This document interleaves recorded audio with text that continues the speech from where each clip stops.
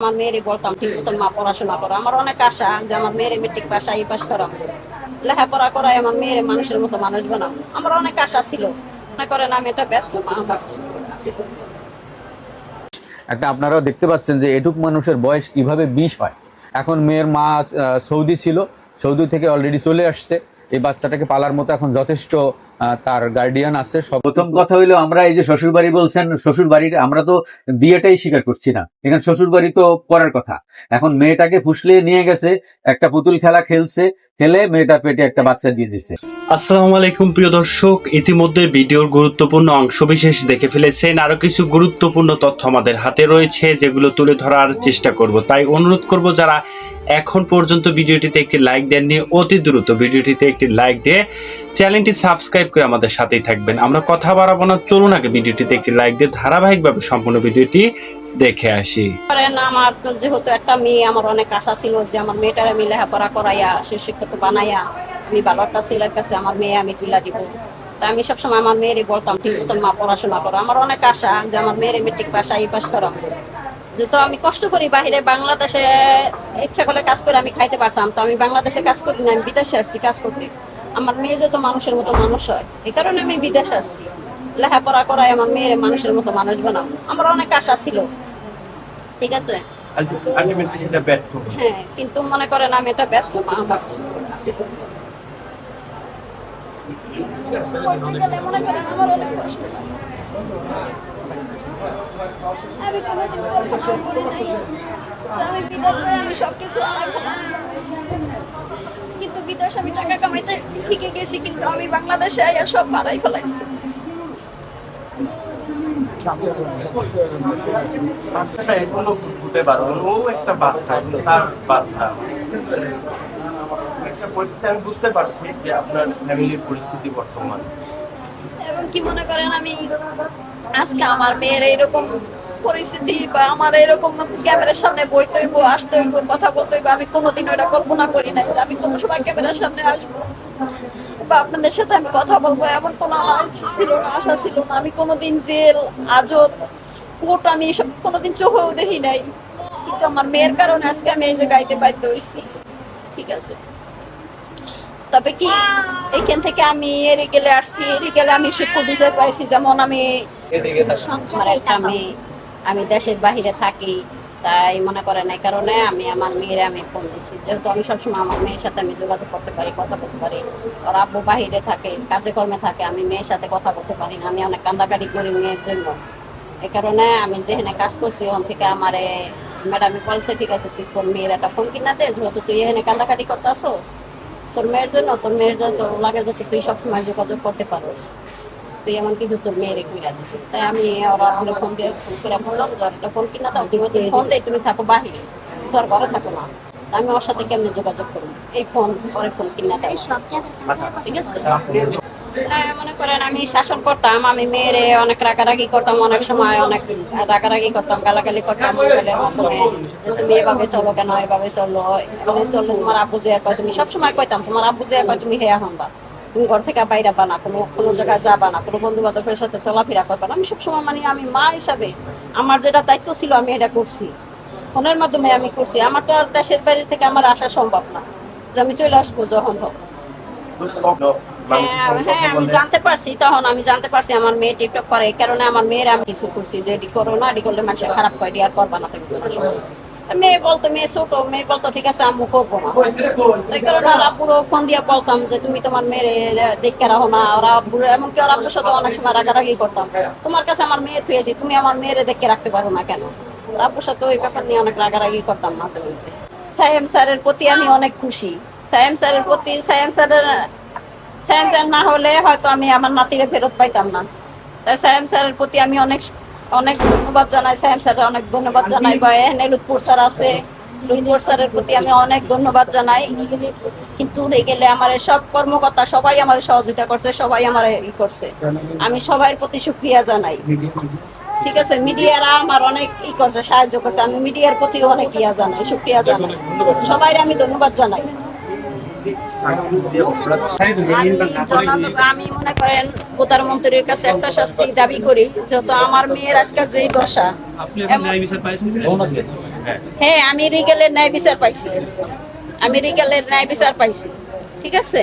কিন্তু তারপরেও আমার মেয়ের জীবন নষ্ট, আমার মেয়ের অকালে আমার জীবনটা নষ্ট করার কারণে আমি প্রধানমন্ত্রীর কাছে একটাই দাবি করি, জানি এই ছেলের শাস্তি হয়, দ্বিতীয়বার এমন কাজ কেউ না করে, ঠিক আছে। দ্বিতীয়বার এমন কাজ যত না করে, যাতে নাবালক শিশু নিয়ে ঘর থেকে ফুসলাইয়া, বাহির থেকে নিয়ে ঘর থেকে নিয়ে পলাই যাওয়া, এমন সাহস জানি দ্বিতীয়বার কেউ না করে। আমি প্রধানমন্ত্রীর কাছে এই আশাই করি। প্রথম কথা হইলো, আমরা এই যে শ্বশুর বাড়ি বলছেন, শ্বশুর বাড়ির আমরা তো বিয়েটাই স্বীকার করছি না, এখানে শ্বশুর বাড়ি তো পরের কথা। এখন মেয়েটাকে ফুসলিয়ে নিয়ে গেছে, একটা পুতুল খেলা খেলছে, খেলে মেয়েটার পেটে একটা বাচ্চা দিয়ে দিচ্ছে। এখন এই জিনিসটা যে কত বড় একটা ক্রাইম, এর যদি প্রকৃত কোনো এই আসামি পক্ষ যদি প্রকৃত কোনো আইনজীবীর পরামর্শ নিত, তাহলে আমার ধারণা কোনো আইনজীবী এরকম বক্তব্য দেওয়ার পরামর্শ দিত না, এবং এত মানে ঔদ্ধত্য দেখানোর পরামর্শ কোনো আইনজীবী দিত না। তারা এখনো যেভাবে ভিডিও করে, যেভাবে মেয়েটার চরিত্র হনন করতেছে এবং যেভাবে এই যা বলতেছে, এটা আসলে ওরা এখনো বুঝতে পারতেছে না যে পরিণামটা কতদূর গিয়ে দাঁড়াতে পারে। বিয়েটা আসলে হয়ে গেছে বলতে, বিয়ে তো হয় না, ওর সাথে তো টোটালি একটা প্রতারণা করা হয়েছে। ওকে স্ট্যাম্প এনে ওকে বলছে এখানে স্বাক্ষর করো, টিপ দাও, ও ছোট মানুষ বোঝে নাই, ও স্বাক্ষর দিয়েছে, টিপ দিয়েছে, এবং ওকে আটকে রাখা হইতো। আর যখন জানাজানি হয়, তার বাবা জানে বিষয়টা, তার বাবা আসলে কি করবে, একটা মাত্র মেয়ে তো।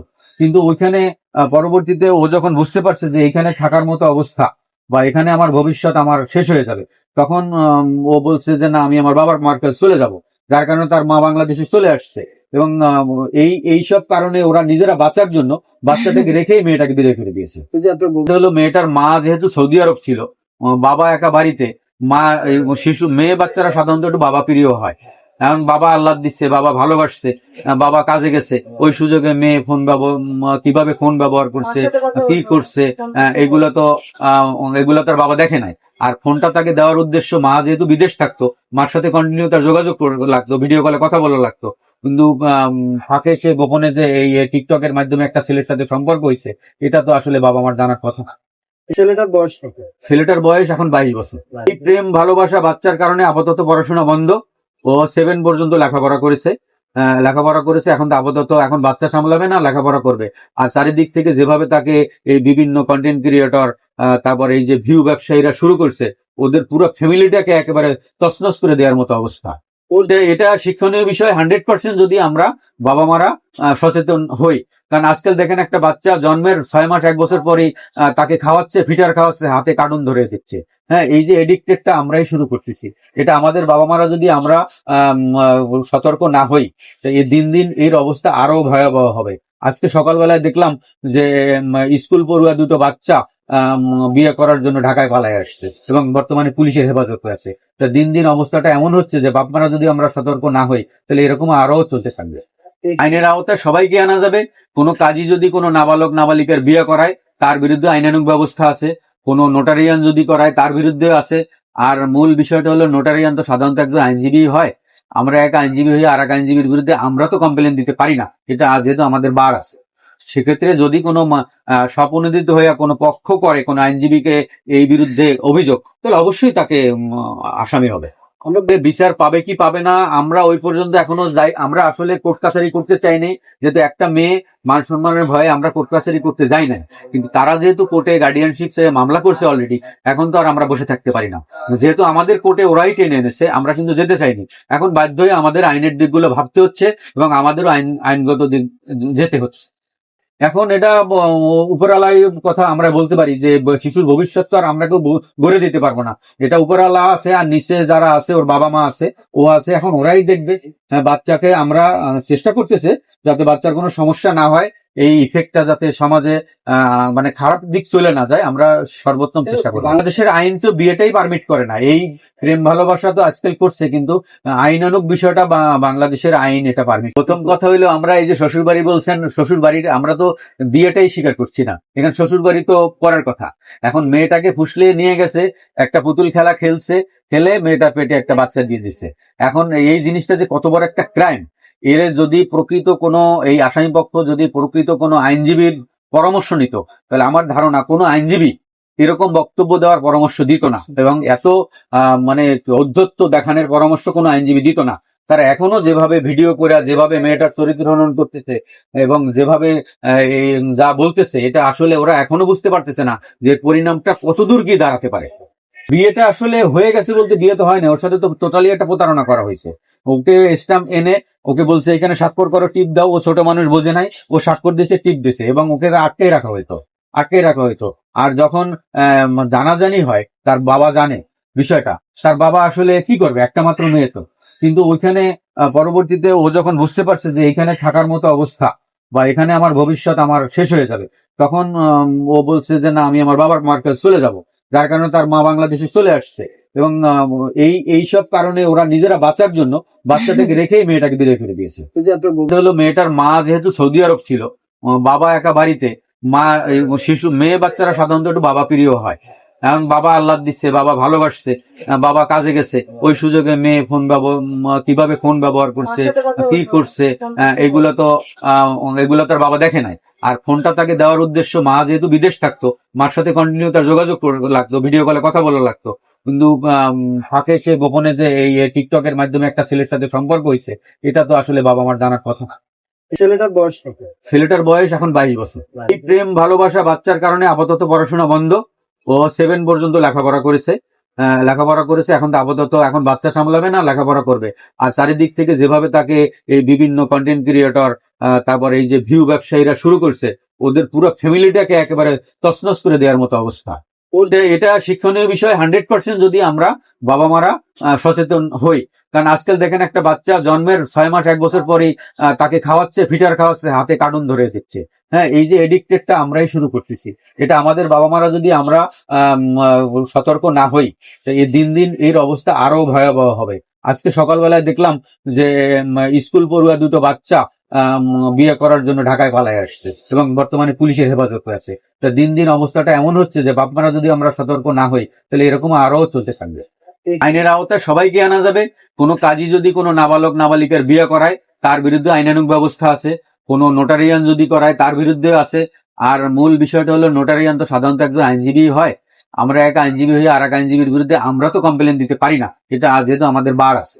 সেক্ষেত্রে যদি কোনো স্বপ্রণোদিত হয়ে কোনো পক্ষ করে কোনো আইনজীবীকে এই বিরুদ্ধে অভিযোগ, তাহলে অবশ্যই তাকে আসামি হবে।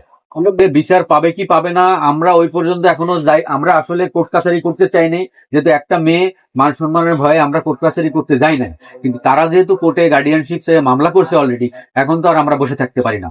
যেহেতু আমাদের কোর্টে ওরাই টেনে এনেছে, আমরা কিন্তু যেতে চাইনি। এখন বাধ্য হয়ে আমাদের আইনের দিকগুলো ভাবতে হচ্ছে এবং আমাদেরও আইনগত দিক যেতে হচ্ছে। এখন এটা উপরালায় কথা আমরা বলতে পারি যে শিশুর ভবিষ্যৎ তো আর আমরা কেউ গড়ে দিতে পারবো না। এটা উপরালা আছে, আর নিচে যারা আছে, ওর বাবা মা আছে, ও আছে, এখন ওরাই দেখবে। বাচ্চাকে আমরা চেষ্টা করতেছে যাতে বাচ্চার কোনো সমস্যা না হয়, এই ইফেক্টটা যাতে সমাজে মানে খারাপ দিক চলে না যায়, আমরা সর্বোত্তম চেষ্টা